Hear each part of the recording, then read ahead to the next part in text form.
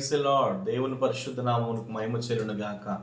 మరొక ప్రత్యేకమైన వాగ్దానంతో మీ ముందుకు రావడానికి ప్రభు చూపిన కృపను బట్టి ప్రభుని కనపరుస్తున్నాను.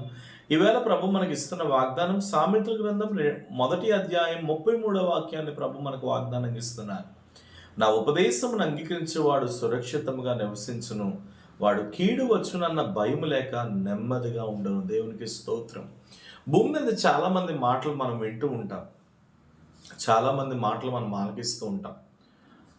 చాలాసార్లు మనమే అంటాం, తల్లిదండ్రుల మాట వినాలి, దైవజనుల మాట వినాలి, మనుషుల మాటలు వినాలి, పెద్దవారు ఏదైనా చెప్తే వినాలి, వాళ్ళు ఏదైనా చెప్తే వినాలి అని చాలాసార్లు మనం అంటూ ఉంటాం. కానీ మీకు ఒక విషయం తెలుసా సంగమా, బిడ్డలారా, పెద్దవారి మాట వినాలి, ఊరి పెద్దల మాట వినాలి, చాలామంది మాట వినాలి. కానీ మాట విన్న తర్వాత అది మేలు జరుగుతుందో కీడు జరుగుతుందో అనేది మనం గ్యారంటీ ఇవ్వలేము.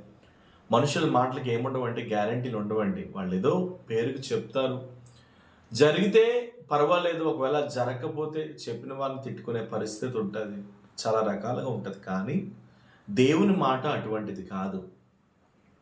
దేవుని మాట కంప్లీట్గా మనుషుల మాటలకు అది చాలా డిఫరెంట్గా ఉంటుంది. అది ఒకవేళ దేవుని మాట మనం వినేటప్పుడు స్టార్టింగ్లో చాలా కష్టంగా ఉన్నా, స్టార్టింగ్లో చాలా ఇబ్బందిగా ఉన్నా, దినములు గడిచేసరికి దేవుని మాట ఎలా ఉంటుందంటే ఒక సువర్ణము వలె ఒక పవర్ఫుల్గా ఉంటుంది. ఆ మాటే మన జీవితాలను నెరవేర్పడానికి వస్తుంది. అయితే మీ అందరికీ ఈవేళ ప్రభు సన్నిధిలో ప్రభు ఇస్తున్నటువంటి మాట ఏంటంటే, దేవుని మాట వినాలి, దేవుని ఉపదేశమును వినాలి. ఏదైతే ప్రభు మన జీవితాలతో మాట్లాడుతున్నాడో దానిని మనం అంగీకరించగలిగిన మనస్సు మనం కలిగి ఉండాలి. ఏదైతే ప్రభు మన జీవితంలో చెప్తున్నారో దాన్ని ఓర్పుతోనూ సహనంతోనూ విని ఆలకించేటటువంటి మనస్సు మనం కలిగి ఉండాలి. అలా మనం ప్రభు మాట విన్నప్పుడు మనం ఎలాంటి పరిస్థితులు మన జీవితంలో ఎదురైనా, ఎలాంటి శ్రమలు మన జీవితంలో ఎదురైనా మనం సురక్షితంగాను క్షేమంగాను ఉండబోతున్నాం. నెమ్మదిగా కూడా భయం లేక మనం గడుపుతాం. దేవునికి స్తోత్రం. దేవుని మాట వినేవాడి బ్రతికి ఎప్పుడు కూడా సురక్షితంగానే ఉంటుంది. దేవుని మాట వినేవాని జీవితం ఎప్పుడు కూడా భయం లేకుండా నెమ్మదిగా ఉంటూనే ఉంటుంది. ఈవేళ ఈ వాగ్దానం చూస్తున్న మిమ్మల్ని పరిశుద్ధాత్ముడు ప్రభు అడుగుతున్నారు, మీరు దేవుని మాట వింటున్నారా? దేవుని ఉపదేశమును అంగీకరిస్తున్నారా? ప్రతి ఆదివారం మందిరానికి వెళ్ళి దైవజనుడి ద్వారా మాట్లాడే మాటలను మీరు పట్టించుకొని ఆ మాట ప్రకారంగా మీరు బ్రతుకుతున్నారా? దేవుని మాట మీ జీవితంలో వెల్లడి అవుతున్నప్పుడు దానిని మనసారా విని మంచి నేల మీద పడిన విత్తనముగా దానిని గైకొని మీరు బ్రతుకుతున్నారా?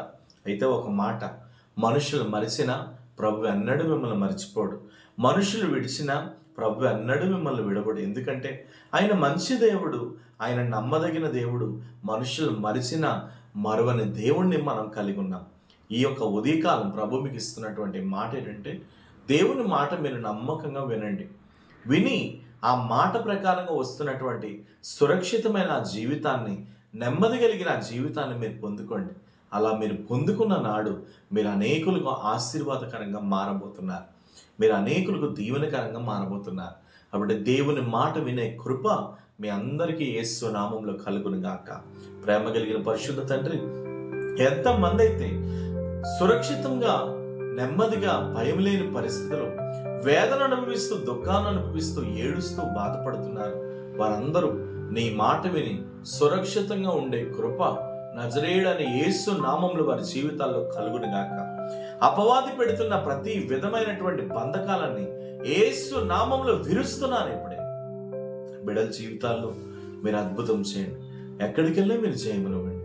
ఇదిగో నీ మాట వినేవాడు సురక్షితంగా ఉంటాడని, నెమ్మది లేని వాడి బ్రతుకులో నెమ్మది కలుగుతుందని, భయం కలిగిన వాడి జీవితంలో భయం పోతుందని మీరు మాట్లాడారు.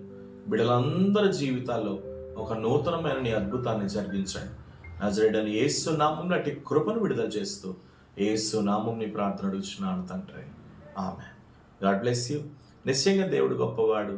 దేవుని మాట విని ఆయన రెక్కల నీడలో భద్రపరచబడండి. ప్రభు మిమ్మల్ని దీవించి ఆశీర్వదించును గాక. Praise the lord.